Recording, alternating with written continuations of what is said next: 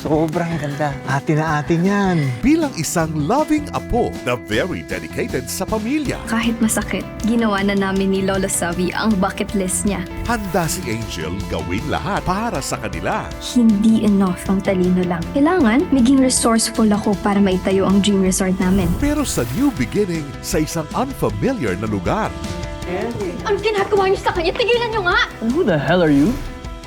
marirealize niya bilang school and business ang haharapin niya. Nung naglipat po pala tayo, nakita ko po ito nakaibit sa isang libro. Sino po yung isang babae? Hindi ako papayag na maging successful ang resort ninyo. Madami kayong kasalanan sa akin. Tinanggihan niyo lahat ng offers ng Monteverde Group of Companies. Itong lugar na to sa pamilya namin. Pamilya.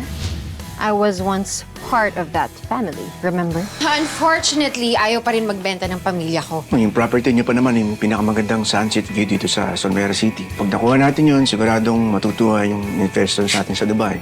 Siguro, sobrang talino din talaga ng mga totoong magulang niya, no? Napakaswerte natin dyan kay Angel. Kahit hindi natin katuko. Hindi lang brains ang matitest sa kanya. Meron na tayong bagong top student dito sa Brighton Bay Academy. Ano bang problema mo? Hindi ako natatakot sa'yo, Calix. Wrong answer, because you should be. Kundi pati na rin ang limit at dedication Ako yung nagiging pabigat sa inyo eh. Hindi ka po pabigat sa amin. Hindi ka po magiging pabigat sa mga taong nagmamahal sa inyo. ng puso niya.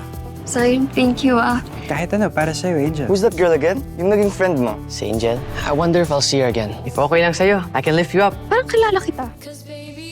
Palaban si Angel at di basta-basta sumusuko. Pero paano niya i-handle ang plot twist na nakaabang sa buhay niya?